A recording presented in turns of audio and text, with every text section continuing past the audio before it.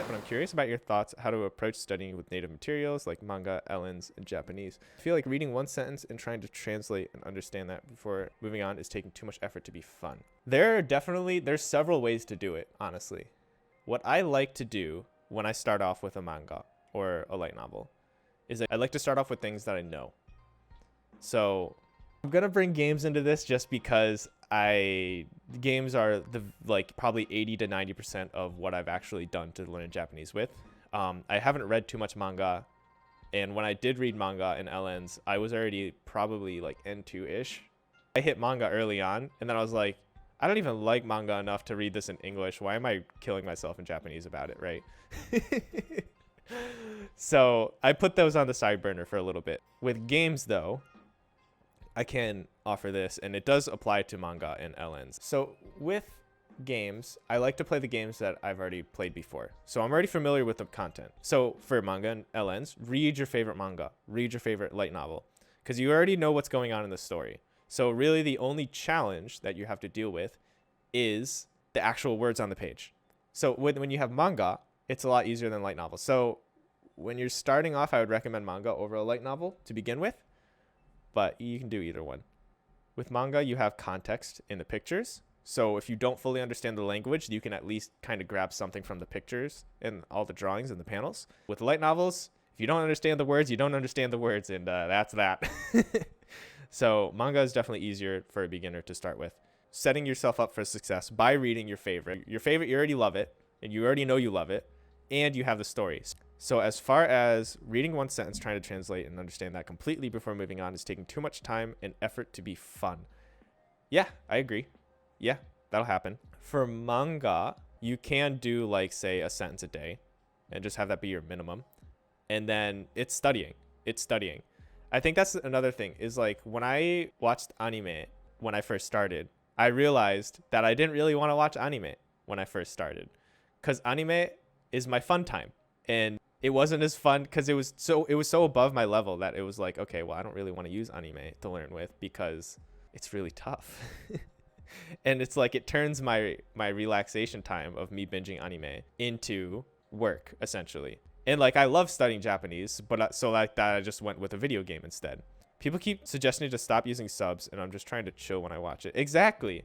Yeah, and the thing is, like when you're watching with subs, if you're learning Japanese, you're gonna pick out words, and then those subs are gonna help you get those words cemented further in your head. You're gonna learn a new word, and then you're gonna see it translated in the sub. You're gonna hear a new word, and you're gonna like get a sentence that's all familiar except for one word, and then you're gonna see that word translated in the sentence, and then boom, you just learned that word. If you didn't do it with a sub, well, what are you gonna do now? You just missed it. You didn't understand it. Now you have to rewind and try to re-listen to it, and all this. It's stressful. Don't stress yourself out. Don't stress yourself out when you're doing native materials. It's so much easier to not do that, and you're still progressing. As long as you continue doing your core studies, you can kind of do whatever you want in your native materials. There's so many approaches that all work as long as you just keep progressing in your core studies. So in the case of manga, yeah, I mean, if you get stressed out about it, try to just get the gist of the sentence. Don't break it down fully, because breaking it down fully, especially if you're in the earlier phases, is going to be, you're not always going to get the full nuance. It's just, sometimes you're just going to get a completely wrong translation. It happens. That's just what being a learner is. So I think accepting that you're not always going to understand it and being willing to move on past it and then just understand what you can understand is a lot less stressful and will keep you going in a much longer term. So yeah, look up all the words. Not even look up all the words. Look up all the words you're curious about looking up. You don't have to look them all up because that's also a lot. And then add them to your custom flashcards. So go to your custom flashcards, browse deck, see a new word, add it, boom. And then just try to, when you're using native materials, what I generally did was only pay attention to really the vocab. So I would grab new vocab from the native materials, but like grammar is really hard to learn because detecting grammar is basically impossible. If you don't know the grammar, you just don't know the grammar, and it's really hard to detect sometimes. Sometimes you'll be able to see it because it's just like a single word and you can look up that word and then it's like, oh, this is grammar. Oh, okay. So yeah, use native materials to kind of chill, get some exposure, relax, and learn some new vocab. But don't use them to break them down completely and make sure you understand everything before you move on because it's very stressful to do that. Sort of like I do with my flashcards. Close enough in most sentences. Exactly. Yeah, you're like, That's close enough. Because nuances, it's going to take a very long time for you to 100% get the nuance of every sentence. I still don't do that every time.